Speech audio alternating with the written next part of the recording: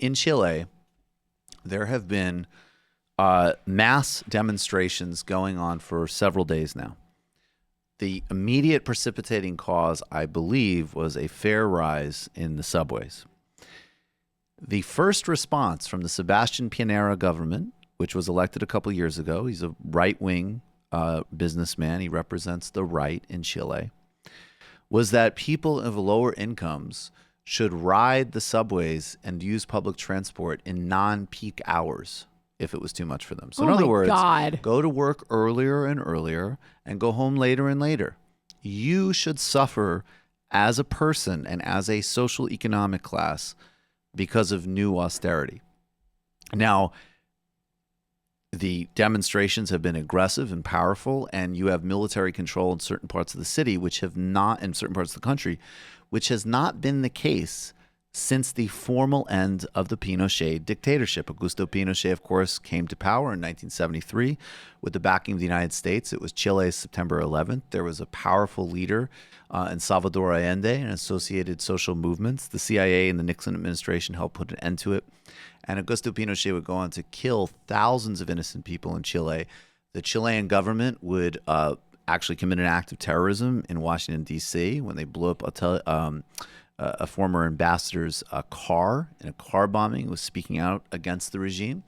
And they would coordinate, along with the United States, with other right-wing juntas across Latin America in something called the Operation Condor, where they coordinated across borders to murder liberals and leftists and commit atrocities. So there's a huge amount of visual and political power in seeing the military back on the streets. Let's play a little bit of footage here from some protests in Chile and then come back to me. I guess, does this have sound or no? I guess not. Okay.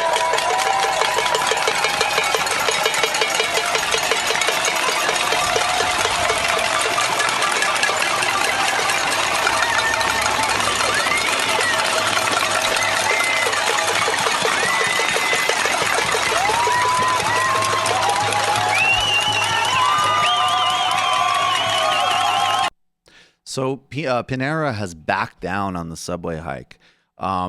But the bigger context that exists here is that, unlike in Brazil, where because the labor union movement led by Lula in the 80s was instrumental, the military dictatorship was in no small part, was brought down in the main by the labor union movement. Its democratic constitution did some real things to ensure labor protections. That's under assault today. The Chilean transition did not. It got rid of Pinochet. It formalized democracy, but it did not have corresponding reforms in the structural inequities that have defined Chile for hundreds of years. I mean, Chile is relatively wealthy, and it might be the most unequal, if not one of the most unequal in the region.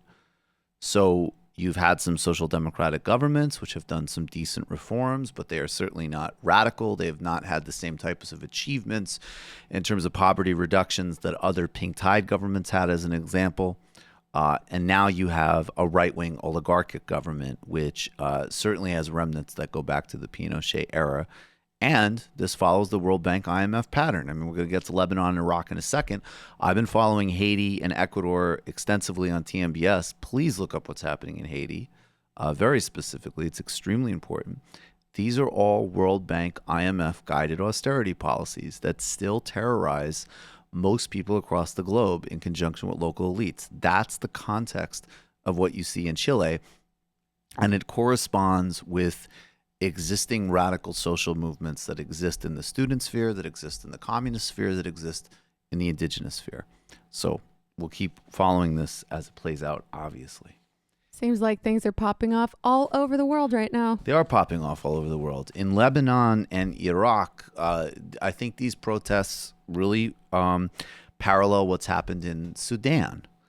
The Sudanese movement of 2018, which is still ongoing and still in conflict, was fundamentally about reversing austerity. It was reversing these profound inequities. You're seeing it in Iran. Iran has one of the highest Gini coefficients in the world, in spite of the rhetoric of equality of the Islamic Republic. So there's And even as there's always U.S. attempts to destabilize Iran, there are organic labor movements inside Iran. Lebanon and Iraq maybe are particularly significant because of the non-sectarian nature of the uprisings, right? So in Iraq and Lebanon, you do have much more relative openness than, say, the Gulf monarchies, without any of the same, corresponding wealth that is able to be spread around the place, like the United Arab Emirates or Saudi Arabia, which are, particularly Saudi, extremely repressive, but all literally monarchies. In Lebanon and so on, there's a much more combative press and journalistic culture. There's much more argument, but it's a system that is based on representation of the ethnic blocks. You have a Sunni in one position, you have a Shia in another position, you have a Christian in another, right? And in Iraq, it's Kurdish, along with Sunni and Shia.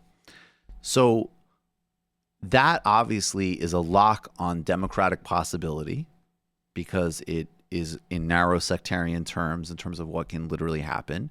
It disincentivizes professionalizing operations because things are in extremely narrow patronage networks. And it blocks what the dream always is, right? Which is cross-boundary, cross-identity, class organizing in extremely unequal societies. Iraq does have a communist party. Lebanon has Marxist factions. And these protests in both places, particularly in Lebanon, which I've seen more of, but I think also in Iraq, have this very powerful anti-austerity, cross-sectarian, class-based component. And they've already seen in Lebanon some real reversals. The government has agreed to a set of reforms. It's announced that it's pulling back from the austerity measures that it had been trying to push through before. And basically, the Prime Minister Hariri has addressed the nation and said that they're going to try to put the country's finances in order. Obviously, that's complicated because they're also talking about deficit, shrinking the deficit, which you don't want to have rolled onto most Lebanese people, of course. Hundreds of thousands of people have taken to the streets.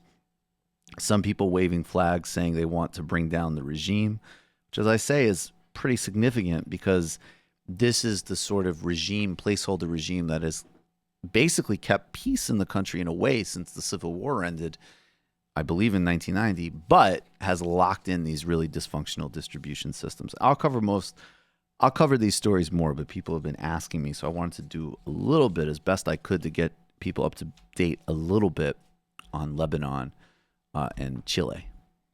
The old world is dying. The new world struggles to be born. Hello.